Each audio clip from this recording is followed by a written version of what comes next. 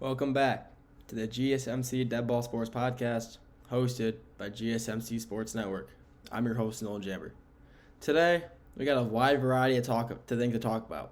Talking about golf and the Masters, Julio Jones, college basketball, NBA basketball. A lot of stuff to talk about today. A lot of options. Got a lot of just interesting topics. I'm excited for it. Before we get into all the good stuff, though, gotta talk about tips and donations. Tips and donations are a great way for you guys to show support for the content that we put out. By you guys donating and tipping really means the content that we put out is the best content that we possibly can. And by you guys donating and tipping, it means that we're doing the best that we can with the content and you guys really appreciate what we do. So if you want to tip or donate, the two links in the bio description, super chat or stickers for the live stream if you're in the live stream. If you don't want to tip or donate, that's all right. You can leave a comment in the live stream or the comment section. I love getting back to you guys, so if you guys leave a comment in the comment section or in the live stream comment section, I'll get to it as soon as possible. And I like to be able to talk to you guys, talk to the fans. I mean, that's what I'm here for. I love talking sports. That's what I'm here for. It's my job. So, and if you want to tip or donate, like I said, if you're not in the live stream, link in the bio, link in the description. And if you're in the live stream, super chat or sticker is the best way as well. So with that being said, let's get into the content for today, shall we? Segment number one, topic one, most important thing to talk about, I think, is the end of March Madness officially. Last night, Florida takes down Houston in the national championship game to win their first national championship since 2008-2009. They went back-to-back, 07-08, and then 08-09.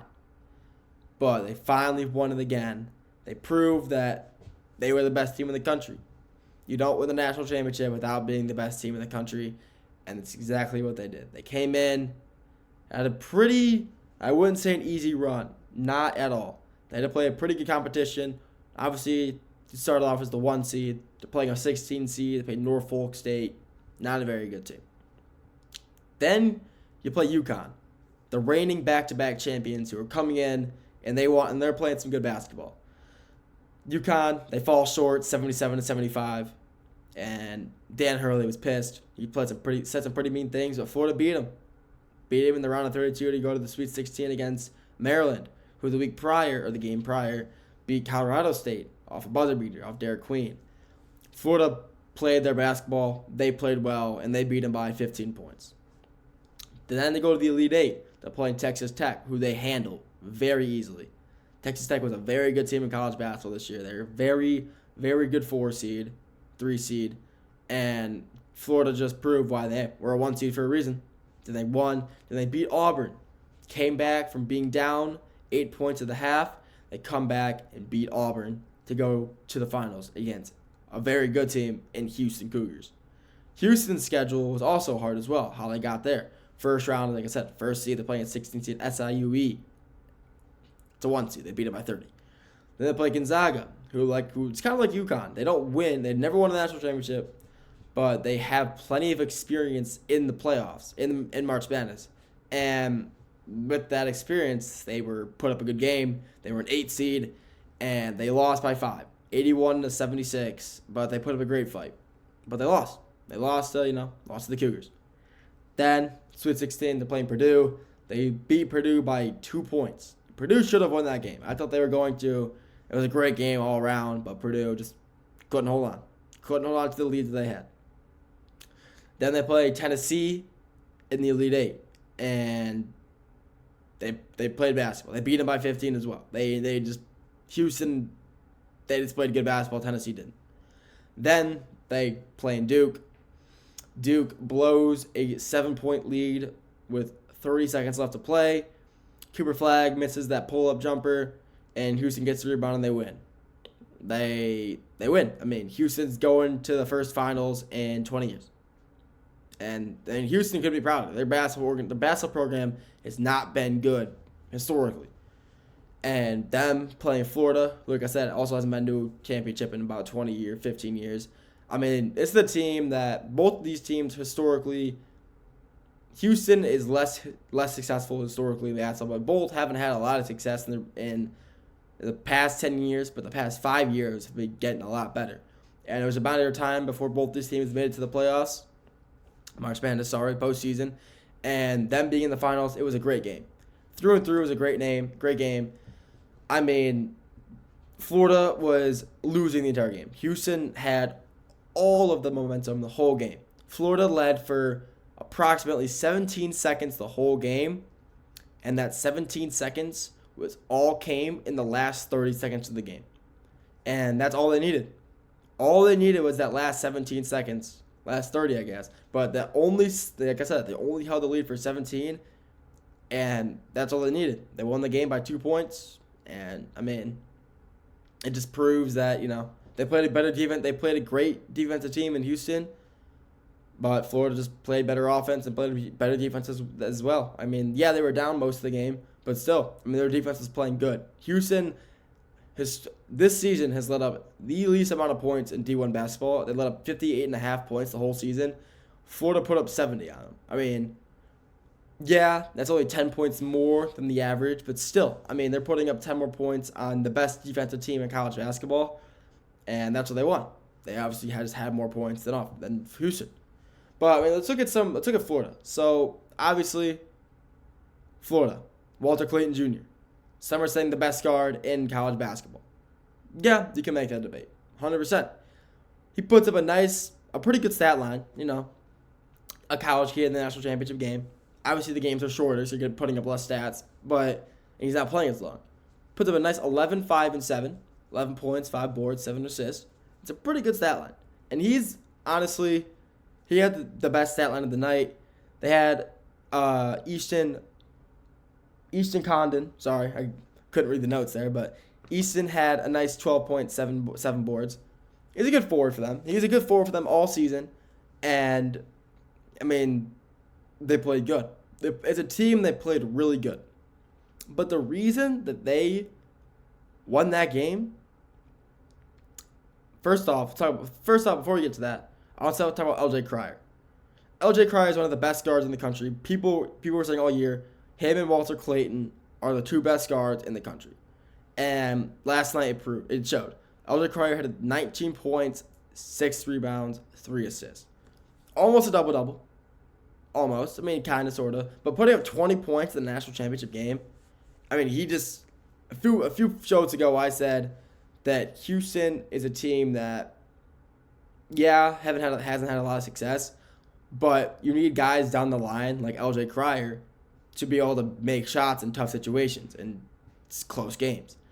And that's exactly what he did. He was able to get 20 points in the natty, and that just proves that this guy, I mean, he's built for it. He was built for, the spotlight, and he played well. First half, he didn't, though. He was 0 for 5 from 3, had 5 points in the first half, and people thought, yeah, this kid's a butt. I mean, he can't handle the bright lights. And then he comes in, puts up 14 points in the second half to get a total of 19. I mean, he's an athlete. He could shoot, plays good defense. The whole Houston team plays good defense. But he plays good defense, especially for his size as well. LJ Cryer was a great player for the Houston Cougars, and he was not the reason that they lost that game. And I'm not going to blame it on Emmanuel Sharp either. Emmanuel Sharp had the shot to take it. He had it in his hands. He was up in the air. There was a 25 seconds, 22 I guess, for Houston to be able to get one shot off, just one shot to tie the game or take the lead. And they decide, you know what, we're going to take up the entire 22 seconds and not get a single shot off, which was honestly unbelievable. Emmanuel Sharp has the ball, the top right of the key, top left, and he's up in the air, and he decides not to shoot it. He decides mid-air, mid-jump shot, he just drops it. He's like, I can't shoot this. I'm not sure what happened. He was contested, but not enough for him to pull out of his jumper and try to pass it off. But instead of passing it off, he just dropped it. And no one around him was able to pick up the ball in time and get a shot off. And they lost because they decided to waste 22 seconds and not get a single shot off, which I think was, honestly, it definitely wasn't the coach's play call. He definitely decided he wanted to get, honestly, if I was him, if I'm that team, I'm not waiting for the last 5 seconds to get a shot off. I'm getting a shot off before the 10-second mark. I want to at least get, if I miss it, at least get an opportunity to get the rebound and get another shot. I'm not sure why he wanted to wait so long, but that's just what happened. They missed a shot. Emmanuel Sharp, though, even with him missing, had a pretty poor game for considering how good he is. 8 points on 3 rebounds and 1 assist on 3 and 11 shooting. I mean, that's pretty bad. I mean, that's just not very good, unfortunately. And that's just why they lost. Because, and I wouldn't blame it on Emmanuel Sharp, but that play is a factor of why they lost that game, unfortunately. Which, it sucks. You hate seeing it. Kids in college. He's a young kid. He's got a lot of potential. Now, both those teams have so much potential. So many players on the team who will do good in the NBA. And Emmanuel Sharp had a rough game. He just wasn't able to handle the lights, handle the pressure of the national championship. And it got to him. Yeah, they lost, but Houston's been a good team the past few years, and they will continue to be a good team the next few. And I'm excited to see what will happen. And Florida, congratulations to them, winning their first championship in 15 years. It's a huge accomplishment. Congratulations to them. That's all for this segment. Next segment, we're talking about NBA. The next two, we're talking NBA. We're talking Denver's clearing the house. We're talking Clippers. They're a sneaky team in the West. Don't let them fool you. They're a good team. And then we're talking about the Masters. Talking some golf. Changed up a little bit. And then we're going to the NFL and Julio Jones. We'll get back to all that after the break. I feel like I'm losing my mind. Is everybody in the world blind? Please, Lord, give me a sign, a sign. I feel like I'm losing my mind. Is everybody in the world blind? Please, Lord, give me a sign, a sign. I wanna be the greatest. Everybody on the fake shit. I look around and feel like everybody is the fakest. I make this every day and I'm impatient, hoping one day I blow up from the basement. Statement, the top is so vacant. I don't hear shit that I think is amazing. Waiting for my day when I'm playing sold out shows for 1,000 faces. Hey, give me that crown, get in my way and to be put down. It ain't your place, all this my town. If I want that shit, then I'll get it right now. I'm losing it, the noose it fits, some losing shit, a stupid myth. You choose to live or choose to dip, you choose to fight or lose your grip and lose a gift. I feel like I'm losing my mind. Is everybody in the world blind? Please, Lord, give me a sign, a sign. I feel like I'm losing my mind. Is everybody in the world blind?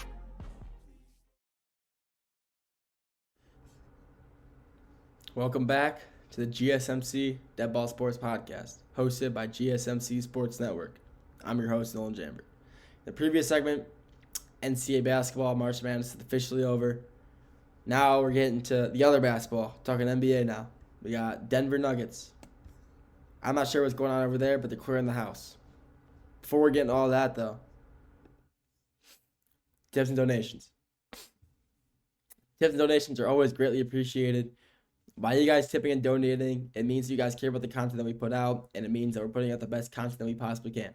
So if you want to tip or donate, you're not in the live stream currently, the link's in the bio description. And if you are on the live stream, super chat or stickers are the best way to do it. If you don't want to donate, you want to talk, leave a comment in the live stream or description or the comment section. I mean, I love being able to talk to you guys. That's what I'm here for. Talking sports, it's what I do. It's my job. So I love to be able to talk to you guys and talk about what I love and what you guys want to talk about as well, which is sports. So make sure to leave a comment. I'll get to it as soon as I can.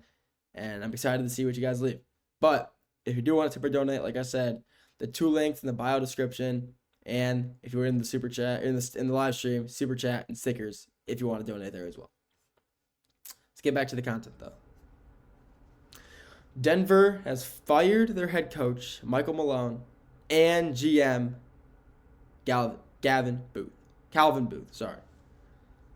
I think this firing is definitely an interesting one. The head coach, Michael Malone, the firing there is definitely something that I would question. GM, I'm not questioning the GM firing. They have the best, possibly already a top 5 center of all time on their team, and he's getting no help around him. Yeah, they got Westbrook, who's a vet, but Jamal Murray's out. Michael Porter Jr., he's playing all right, but not for his standards. I mean, this team is 47-32, and they're sitting in the 4th seed in the East or in the West. And if they manage to lose out, they will miss the playoffs and be a play-in team. That's how dangerous the West is right now. The West is insanely competitive. It's a war zone in the West.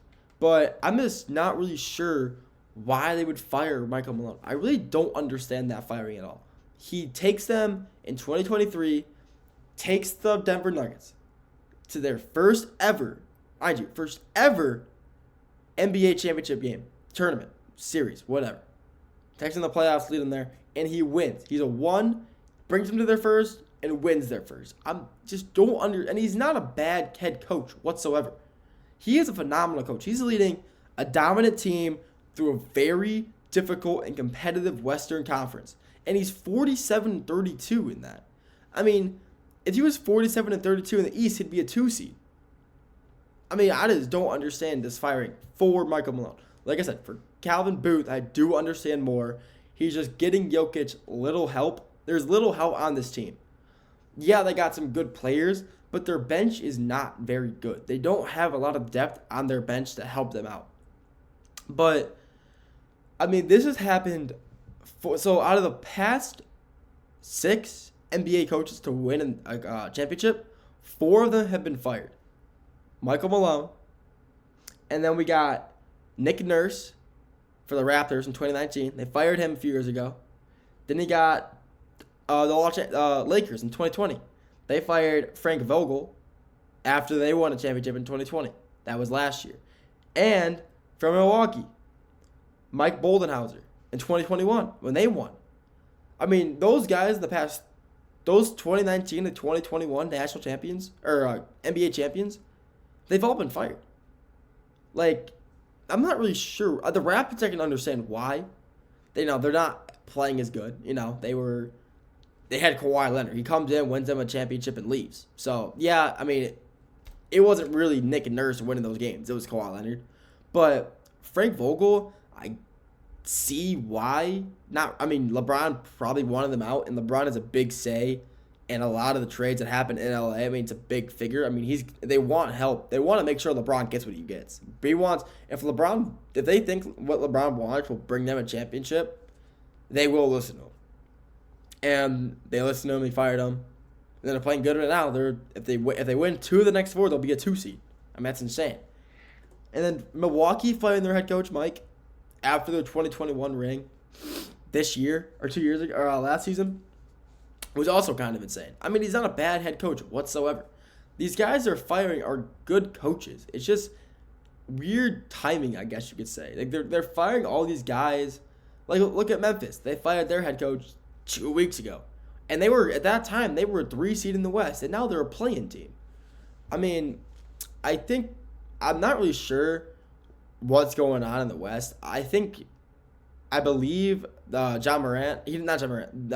coach, I believe he was fired because the organization didn't believe that he was using Ja, or he was making bad rotations and he wasn't using Ja Morant to his potential.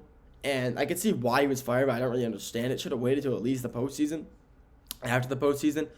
But Michael Malone did not deserve to be fired whatsoever. I mean, he's taken this team to the playoffs the past 4 or 5 years. And he's never been a first-round exit. He's making it to the semis, finals, Western Conference finals, the NBA finals. Every year, it's one of those 3. He's never a first-round exit. He's never a play-in team. I mean, I just don't really understand what's going on over there. I'm assuming it has to be the players don't like him or the organization doesn't like him. I mean, maybe it's something else, but as of right now, I don't have to assume it's the organization, or maybe he just did something wrong and they don't like it and they don't want to deal with him. But 47-32 in one of the most competitive Western conferences we've seen in a long time. It's unbelievable. It's honestly kind of crazy to me to see that. I mean, I just really don't understand. Until we fully know what the reason was behind them firing him. And the GM I get, but Michael Malone, them firing him this close to playoff time, 1 week away, and when he's known to be a good playoff coach, when they play the best, it comes playoff time. I mean, I really couldn't tell you. It has to just be something in the clubhouse, off screen that we just don't know about. I really it's kind of insane to think about, firing these guys so late in the season. Just wait. I mean, honestly, if I'm the Nuggets, if you don't like them, just wait till the postseason's over. Just wait till you'll either lose or win another championship. Because they honestly, with this team, they 100% could win another championship. They are so good when healthy. If Jamal Murray comes back, they will make a deep run. It's just a matter of time. Well, just a matter of time when he comes back, and when he does, they will make a deep run again. I'm telling you that right now. But like I said, why they fired him, couldn't tell you. But it just seems to be a trend that a lot of these Western coaches are getting fired pretty close come playoff time, and no one really knows why. It's always just something that no one knows. Interesting, but it's a business. At the end of the day, it's a business. Yeah, the players don't like him, the organization doesn't like him. Now you're gone. I mean, that's business, I guess. That's all I can say. It's just business. That concludes this segment. Next segment, we're sticking with the NBA. We're going to Los Angeles. Not the Lakers, the Clippers though. Talking to the Clippers, they're a good team. I'll tell you why they're a good team. And after that, we're going to the Masters and Julio Jones. We'll be right back after the break. Looking for your daily fix of sports talk without having to pay for it? GSMC Sports Network is available on YouTube. Just search GSMC Sports Network. Get your fix of daily sports talk shows on YouTube, absolutely free. NFL, college football, NBA, MLB, MMA, UFC, fantasy football, and so much more. GSMC Sports Network has shows running all day long, with new sports shows starting every 2 hours. Just like on your favorite cable sports channel, except GSMC Sports Network is absolutely free. Just search GSMC Sports Network on YouTube to catch one of your new favorite shows, like the GSMC College Football Podcast, Chip Shot Football Podcast, Hoops and Heels Women's Sports Podcast, GSMC Basketball Podcast, and so many more. Check it out for yourself. GSMC Sports Network, now available on YouTube absolutely free. Search GSMC Sports Network on YouTube right now.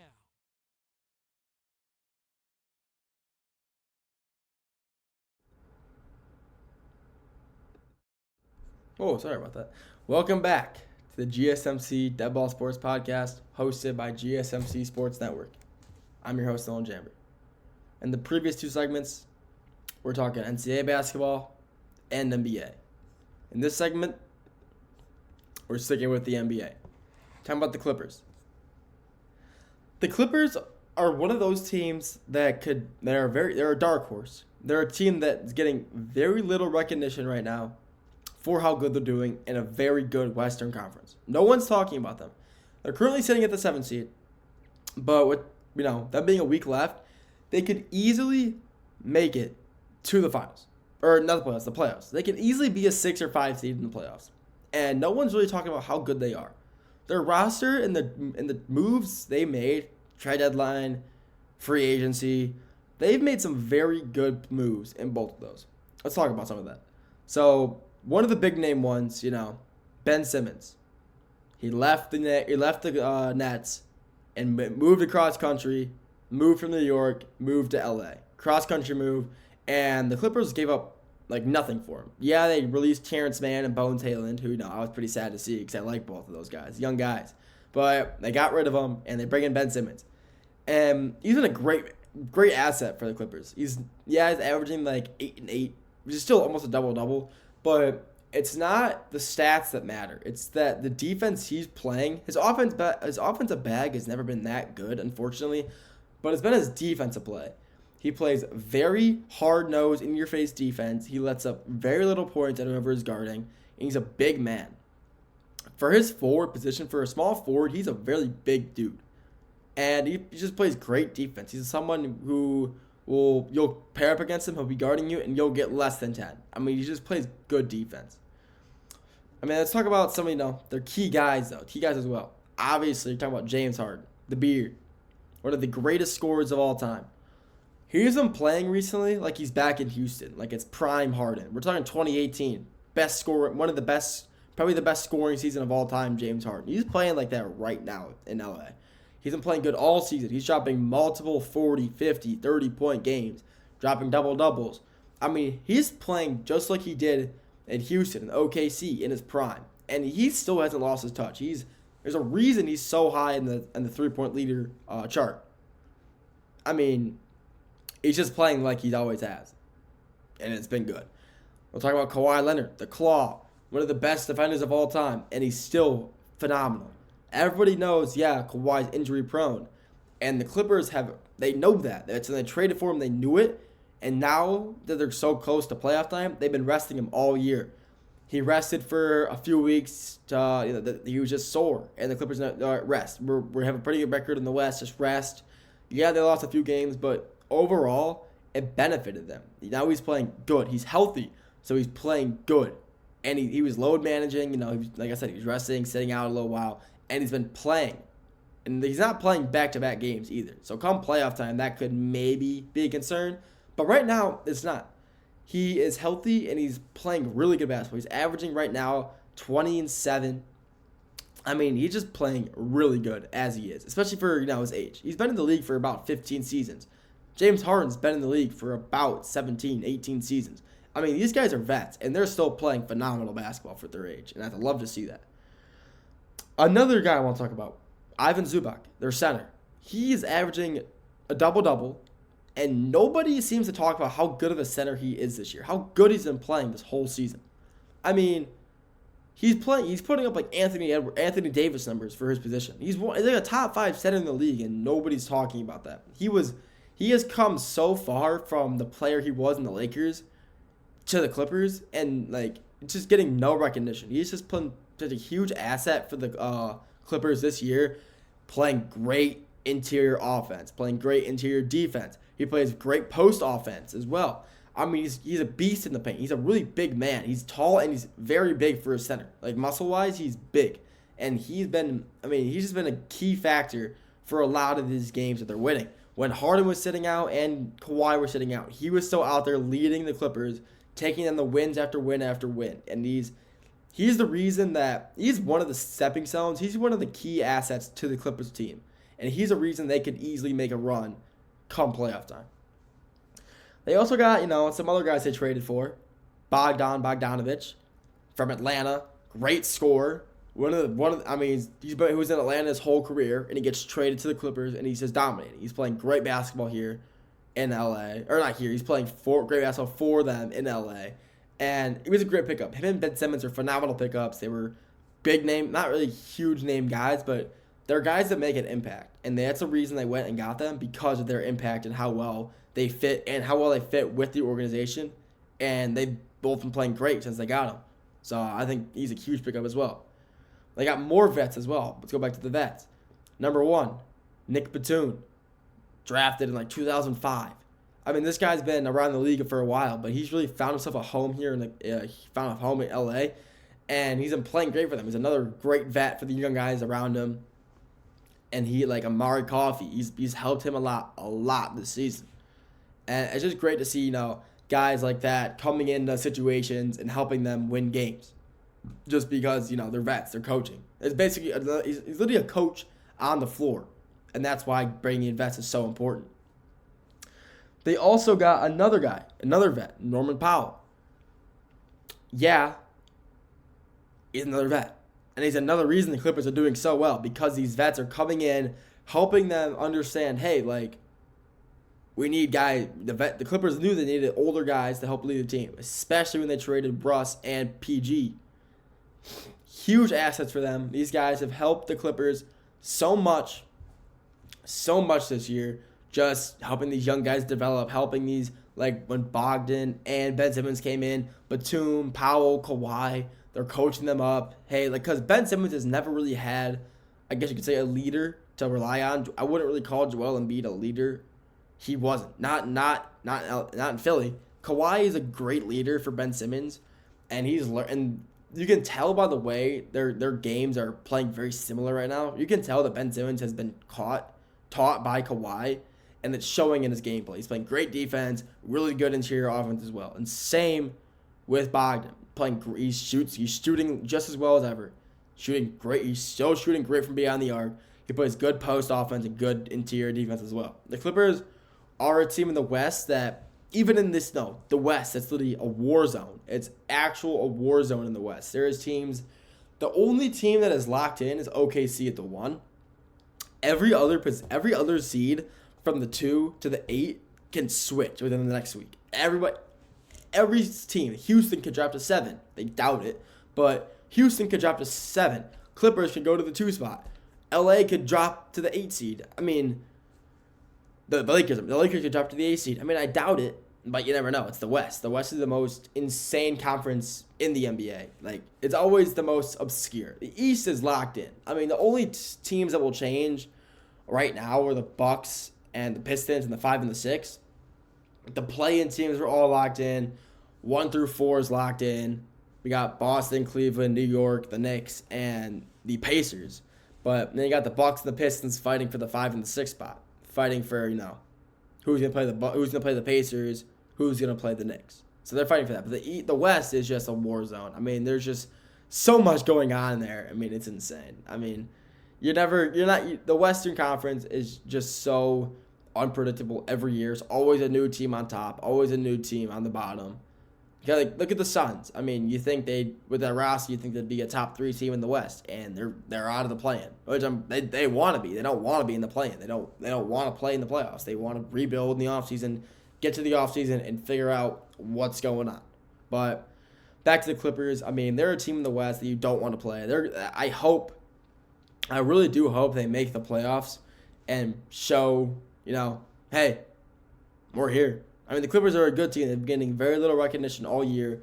ESPN, they're not talking about them, like Barstool Sports. All these big sports outlets, they're not talking or mentioning the Clippers at all. And I'm really excited to see how they do come playoff time. Because they will make the playoffs. I really hope for a fact they do make the playoffs. And this team is so vetted and so much experience come playoffs that they could easily make a deep playoff run, even in this heavily contested West, with all these dominant teams that are better than them. But like I said, they're so vetted compared to a lot of these other teams like OKC. There's no playoff experience in that starting 5. Same with Houston. Unless you're starting Uncle Jeff Green, there is no playoff experience there. LA, the Lakers, obviously you got LeBron and Luka. But I mean, the Clippers have just so much experience in the playoffs that they could, make a deep run because they know how to play come playoff time. A lot of these guys are built for the playoffs. Kawhi Leonard statistically plays better in the playoffs than in the regular season. Same with James Harden, which even James Harden playoffs in regular season comparison, a whole new demon. I mean, James Harden's one of the best scorers of all time, and him changing his whole game, becoming a better player in the playoffs, you hate to see that, especially when you're on the other team playing them. That's what you hate to see.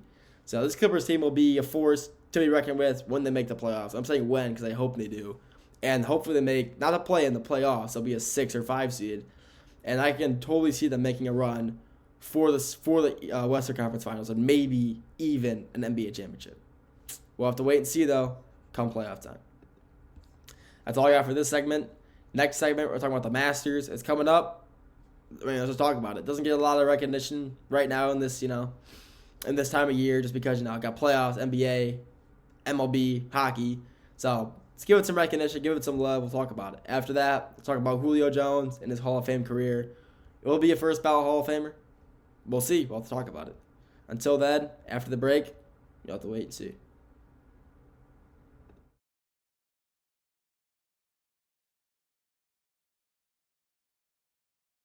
For the best and latest podcasts available anywhere, go to the podcast app on your cell phone and type in GSMC to access free content-rich podcasts on health and wellness, book reviews, sports, entertainment, relationships, social media, movies, technology, finance, and even weird news. Subscribe and download the GSMC Podcast Network's family of shows, available everywhere podcasts are found.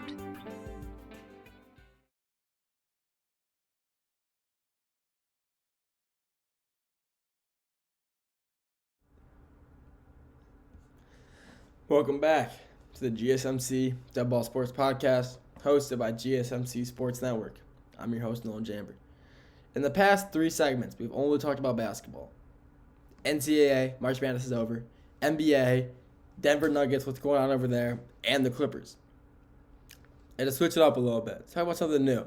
something that hasn't been talked about on the show once. Golf, and especially the Masters. The Masters is coming up this weekend. It's always the first week of April. Wait, is it the first week of April? I don't even know. It's not. Sorry, the second week of April. Sorry about that. But the Masters is obviously the most important golf outing in the world. Yeah, the U.S. Open is really fun. I mean, but the Masters is the most important golf championship you can win. I mean, the coveted jacket. You become one of the greatest golfers of all time. You establish yourself. Once you win the Masters once, you establish yourself as one of the greatest of all time. And this year Masters, it's going to be a little different for sure. I'm not saying that the game is playing different, but it's just a matter of one person not being there. Possibly, people say one of the greatest golfers of all time, possibly the greatest, and I agree with this. Tiger Woods. He's not in the Masters this year. I love Tiger. I share the same birthday as Tiger Woods. Obviously, I love him, but I love him as a golfer, not just because we share the same birthday. But I do believe he's the greatest golfer of all time, and him not being in it this year is definitely something that, you know, people will find interesting. Hey, like, no way, Tiger Woods, the greatest of all time, isn't in the Masters. He did take a few weeks off this year. Unfortunately, his mother did pass away, which is, you know, you never want to hear for anybody. Your mother passed away, but it came at a pretty bad time for him. I mean, it was right in the heart of golf season, tournaments every weekend. I mean, it's just horrible what happened to him and for his mom to happen to her. So he's not in it this year, which is, you know, a big beat because obviously Tiger Woods is the staple of golf. Tiger Woods, you think of golf, you think Tiger Woods or maybe Arnold Palmer, maybe. I mean, it kind of depends what era you like the most, but Tiger Woods not being in it, it's just gonna be weird. He's always in it. No, regardless of how bad of a year he's had, they're always gonna let Tiger in, just because, you know, it's Tiger Woods. He's the greatest of all time. So him not being in it this year will definitely have people not really questioning if they're gonna watch it. There, people are gonna watch it, but it'll be kind of weird not seeing, you know, Tiger Woods in it. It just sucks. I love him, so we'll have to wait and see how that goes. But we got some pretty big name players in it this year. Notably, former Masters winner Jon Rahm from Spain. He's playing it in it again. He's looking to go win another jacket. I hope he does. I love Jon Rahm. He's a great golfer. I love watching him play. I just love him. Bryson DeChambeau, playing the Live Golf League. He started playing in Saudi. He started signing a contract for the Saudi Arabian Golf League, and he's making insane money over there. He left the PGA, and he signed like a $500 million deal. And the money he's making over there is insane. But he's one of the young. He's one of those young prodigies. I mean, he's young. People say he's cocky. I just say, you know, he's got a good attitude. I like the way he plays. He wins big championships. He wins big name tournaments, and he shows emotion. And people don't like that. People think, you know, it's golf. He should be, you know, more professional when he wins. More, you know, not so extraordinary, not so loud. But, I mean, it's when you're winning U.S. Open, Australian Open, British Open, all this stuff, you should be celebrating. You're winning some of the biggest tournaments in the world. If people don't like him just because, you know, oh, I'm big and young and loud, like, he's one of the best. He is a top golfer in the world right now. He's a great, very high chance of winning the Masters. And I like him a lot. So, obviously, I don't like the fact that he left to go play in the Live. But regardless of that, I think he's a great golfer. He could definitely make a name. If he wins the Masters this year, he will solidify himself as one of the great young golfers in the world right now. They got Xander Schauffele, another great golfer. I mean, he's still in the PGA. He didn't leave for the Live. But him and Bryson share a lot of similarities in how they play. They're both pretty young guys. But Schauffele's, you know, more calm and collected compared to DeChambeau. But Xander Schauffele's been tearing up the golf world recently, and I'm excited to see what he's got for us come Master time. A lot of these big name guys, I mean, if it's their first time in the Masters, they tend to, you know, they can't handle the bright lights. They tend to, you know, crumble down a little bit. I mean, we'll just have to wait and see how he'll play come Master time. And I hope he does play well. Colin Morikawa, Another new name in the circuit. I mean, he's been playing great the past few years in all these tournaments that he's in. He's won a few big ones. He's won the British Open. He's won a few big tournaments. And, I mean, I think he was in the Masters last year. I'm not sure. But if this is his first time in the Masters, he's a great chance of making a name for himself. People really don't follow golf that much. And if, people see this young guy coming in winning the Masters, they're like, oh, look at this. Like, these young guys are taking over the sport again. So we'll have to wait and see how he'll play. And I think one of the most interesting people in the Masters this year, 25-year-old Ludwig Aberg. It's definitely not how you say his last name, but he is Scottish, so I definitely botched that. But he's 25 years old. I mean, the youngest person to ever win it was Jordan Spieth. I believe he was 23 or 24. So if this 25-year-old phenom, and this kid, I haven't really heard much about him, but from what I have heard, he's playing just like Jordan Spieth did when he was that young. Jordan Spieth was the youngest person to ever win the Masters, and he did it fairly easily. He played that Masters in, I believe it was 2016, 2018. I mean, he won the Masters for a reason, and people are comparing him to young. I mean, they're comparing him to Jordan Spieth at that age. And I'm excited to see. I mean, I've never really heard of this guy. This guy's a pretty new name to the circuit. And he's 25 years old. I mean, getting into the PGA this young and only has good things lined up for him. So I'm excited to see him make a name for himself in this tournament and what else he holds in the future. But obviously, it's hosted by CBS, and the one and only Jim Nantz is the one calling the Masters. I mean, you can't have a Masters without Jim Nantz calling it for it. I mean, if it's not Jim Nantz announcing it, it's just not going to sound right. We still got him for another, he said he'll stay around until 2035 announcing it. So we still got another 10 years with him, but no one's complaining about him. Who doesn't like listening to Jim Nantz? He does it all. I mean, Jim Nantz is one of the greatest announcers of all time. Basketball, football, whatever you need him, he'll be there announcing it. And Masters is definitely the best thing that he does because it fits him so well. He's a calm, collected dude, and that's what golf is, especially the Masters, calm and collected sport. And I think that him announcing it is a great thing for the sport. People love listening to Jim Nantz, and definitely people hear the name Jim Nantz announcing, and they flock to it because people like him so much. But the Masters, like I said earlier, it's held in Augusta, Georgia. It's the most exclusive course in the world. And you can't just, as I find the most interesting thing about this, you can't just buy tickets. There's a lottery system. You can't buy a ticket and go to the Masters. You have to be selected from the hundreds of thousands, maybe millions of people who submit their names to go. And I just think that's really cool. I mean, it's a once-in-a-lifetime experience. If you're able to go, you got to take advantage of it. You got to, go to the most pristine, the most well-kept golf course in the country. But the Masters this year, like every year, is always the most interesting, most well-rounded, most well-watched sporting event in golf all year round. And like I say, every year it's going to be great. There's never a bad Masters. Every Masters always close, especially when they go to shootouts.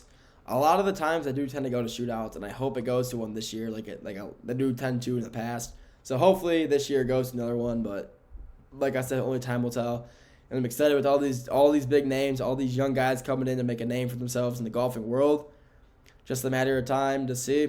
We got a few days. We'll see who's going to take home the golden jacket and claim their throne as one of the greatest of all time. That's all we got for this segment. In the next and final segment, we'll talk about Julio Jones, his career. Will he be a Hall of Famer? Maybe. We'll talk about it. See you guys after the break.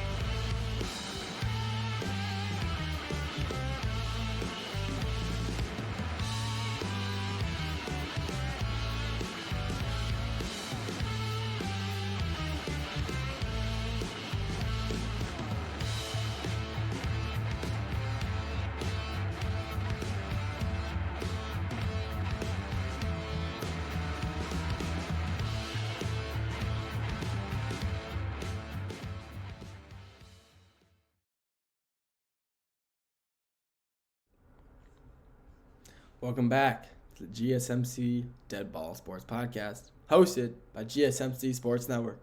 I'm your host, Nolan Jamber. Today, we had a great selection of things to talk about, in my opinion. That's why I chose them. A lot of basketball, NCAA, and NBA. Talked about the Masters. In this and final segment, we're talking about Julio Jones' career. Is he a Hall of Famer? Maybe. We'll get to that.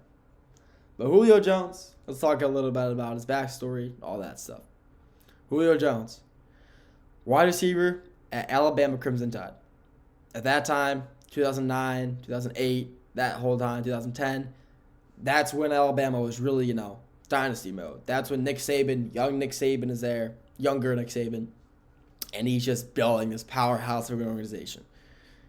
And Julio Jones comes in, and Nick Saban in an interview said, Julio Jones is top 3 players that he ever coached. And he said he loved him so much is because not only did he listen, he showed that he listened through his play and that he really stepped up and helped build the team and build the program to what it is. He wouldn't say he was a coach's pet, but he definitely, did a lot of stuff for coach, yelling at players. Like, he was getting on players when coach wasn't getting on him as well. He was making the players around him better by just being there. And that's why Coach Saban loved him so much. That's why he said he's one of his favorite players he ever coached, because of he was just a great player. He was probably the best receiver Alabama's ever produced. And there's obviously, a lot of players you can sit there for. Devontae Smith, Amari Cooper. There's a million players you can say for that. But people do believe that Julio Jones was the best receiver to ever come out of Alabama, and that's something I do agree on. Like I said, Devontae Smith did win Heisman as a wide receiver, but Julio Jones overall, I think, had a better career at Alabama and had the best wide receiver career at Alabama, maybe even in college football ever. Yeah, that's a debate for another time, though. But in 2010, he's drafted 6th overall in the first round by the Atlanta Falcons in 2010. The Atlanta Falcons were never, they're a pretty dominant team. Like, historically, they got some good players, some good teams, but they were just never able to bring an NFL championship home. Could never win the Super Bowl.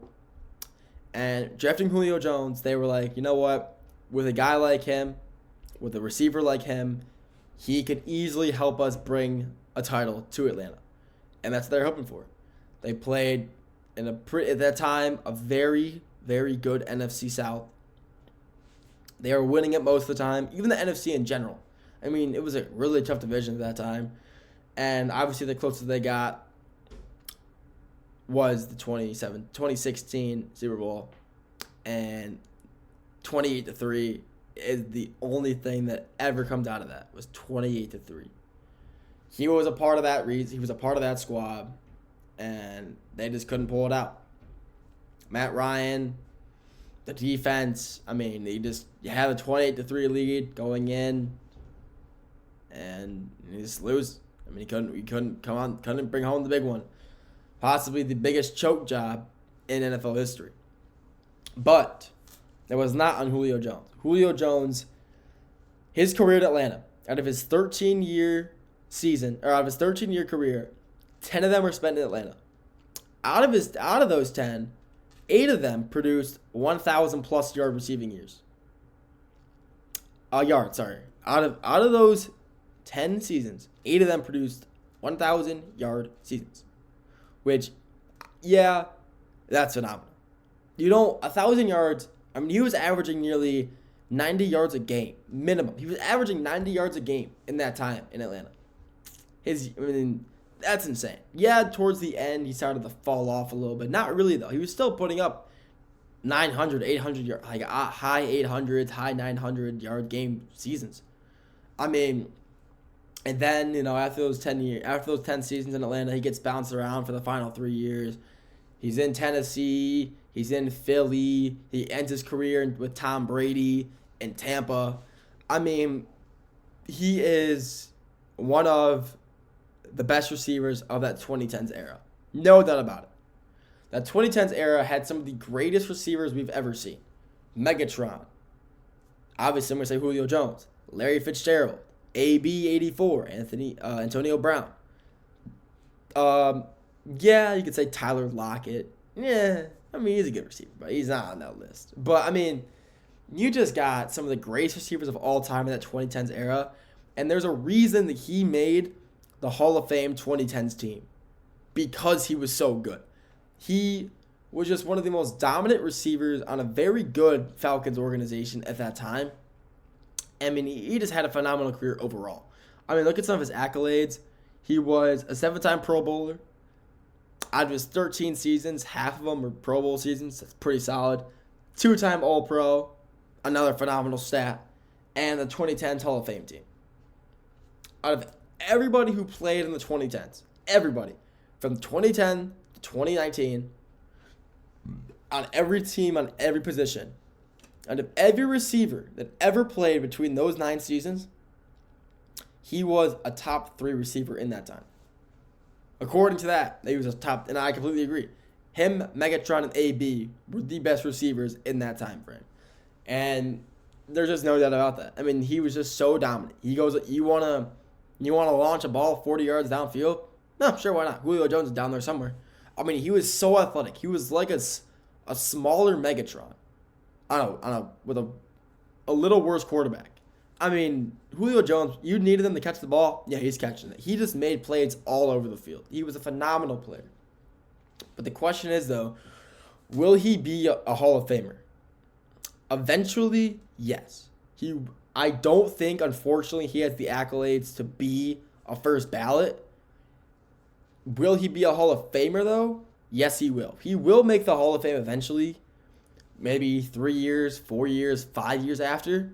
But as of right now, he's not a first balloter, unfortunately. I do hate to say that, but I love him, but he's not a first ballot. But he will make the Hall of Fame eventually, just not this early, not as early as people think he will. Yeah, the Falcons fans think so, but unfortunately, he's just not as dominant as some of the other guys in the 2010s era or all time. If he won maybe a championship in Tampa, if he didn't blow if that Falcons team won that Super Bowl against the Patriots, maybe if he won one in Philly, I mean, maybe if he had at least 2 Super Bowls, maybe he could be a first balloter, but he wouldn't have been a factor on the Phillies one or Tampa Bay. Tampa Bay he played a little bit. He wasn't. I think he was a third receiver. Philly, he was also a third receiver. He was just there on all 3 of those teams to be a vet. He was just there to coach the younger guys. That's exactly what he did. A lot of those guys that came up through those organizations were so good because of his coaching. You had A.J. Brown from Tennessee. When he was there, he coached him up and then traded to the Eagles. Devontae Smith and A.J. Brown again. And then, or Devontae Smith, not A.J. Brown at that time. But then in Tampa, he was just there. He had Mike Evans with him as well, and he was just coaching him still. Mike Evans is still like the same age, but still he was helping him out a lot. And just to be a really good vet guy, again, you could rely on. But overall, he will be a Hall of Famer. Just unfortunately not a first balloter, which does suck because of how good of a career that he had. But not everybody's going to be a first balloter. Unfortunately, not everybody you like or who played for your organization will be a first balloter. But he will be in the Hall of Fame, and it's only a matter of time before that happens. That's all we got today. Thank you for tuning in to the Dead Ball Sports Podcast, hosted by GSMC Sports Network. Your continuous support really does mean the world to us. So if you would like, please like, comment, and share this with anybody else. It really means a lot when you guys do that for us. If you want to stay up to date with all of our socials, follow us, Instagram, TikTok, X/Twitter, and Facebook. That's where you'll find a lot of our networks, and a lot of our news updates. So thank you for tuning in to the GSMC Dead Ball Sports Podcast, and I will talk to you guys very soon. See ya, and have a great rest of your day.